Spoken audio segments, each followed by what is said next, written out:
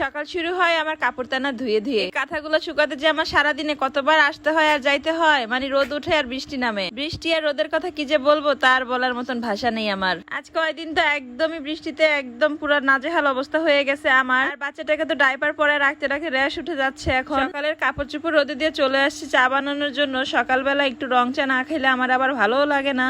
আদাগুলাকে কাটতেছিলাম আর খুব তাড়াতাড়ি করার চেষ্টা করতেছিলাম, কারণ বাচ্চা আছে আর আমার রং চাটা সাজায় গুছায় বসালে মনে হয় বেশি মজা লাগে। আসলে অনেকে বলে যে বাচ্চারা কি করে, কি আর দুষ্টামি করে। অনেক ফ্যামিলি মেম্বাররাই বলে তুমি অনেক অগুছানো হয়ে গেছো। আসলে বুঝানোর মতন কোনো কিছুই আমার আর বলার ভাষা নাই যে আমি কিভাবে যে নিজের সংসারটাকে সামলায়, দুটা বাচ্চা সামলায় নিজেকে সামলাচ্ছি।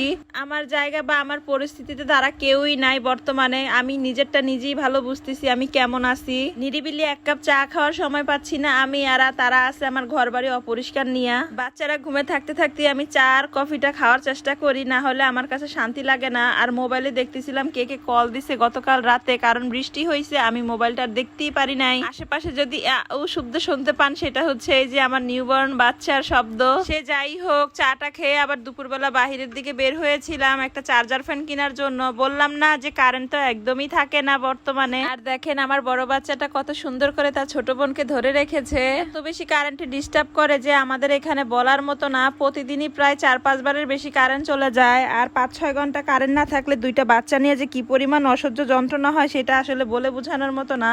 অনেকেই বলে আমরা তো 4-5টা বাচ্চা সামলে তাও আমাদের কিছুই হয় না। আসলে তাদের সাথে হয়তো তাদের ফ্যামিলি থাকে, না হয় আমি তো 2টা বাচ্চা সামলাই আমার মাথা নষ্ট হয়ে যাচ্ছে। আর যাদের বর পাশে থাকে তারা হয়তো বা একটু ইজি ভাবেই সামলাইতে পারে। আর আমার বর যেহেতু দেশের বাহিরে থাকে সেজন্য হয়তো বা আমার একটু ঝামেলাটা বেশি হয়ে যাচ্ছে। দুপুরে বাজারের থেকে আইসা আবার দুপুরে রান্না বান্না করতে হচ্ছে। মানে কি বলবো, আজকে আর কোনো রান্না বান্না তেমন কিছুই করতে পারি নাই, শুধু একটু ডিমবাজি করেই ভাত দিয়েছিলাম বাচ্চাকে। ওই যে বললাম না, এক কাজ করতে গেলে আরেক কাজ আমার হয়েই ওঠে না একদম। 2টা বাচ্চাকে সামলাই আমি অনেক বেশি হিমশিম খাইয়া যাই বর্তমানে। আমি আবার কি দিয়ে খাবো সেজন্য আমার জন্য আরেকটা ডিম পোস্ট করে নিলাম। আসলে আজকে দুপুরে এটা দিয়েই খাইয়া শেষ করতে হবে, কিছু করার নাই। পরিস্থিতি এখন এমন একটা অবস্থায় আছে যে আমি আর কি বলবো, বলার মতন কিছুই নাই।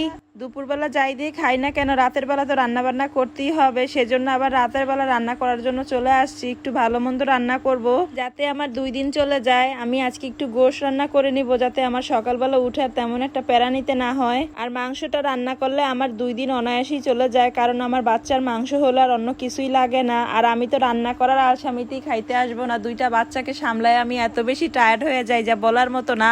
মানে তেলের বোতল থেকে তেলটাও ঢালতে পারি না, এবার ছোট বোতলে এমন একটা অবস্থা। আমার পাশে আবার একটা যা এসে আমাকে বলতেছিল তোমার অবস্থা দেখে আমার হাসি পায় মাঝে।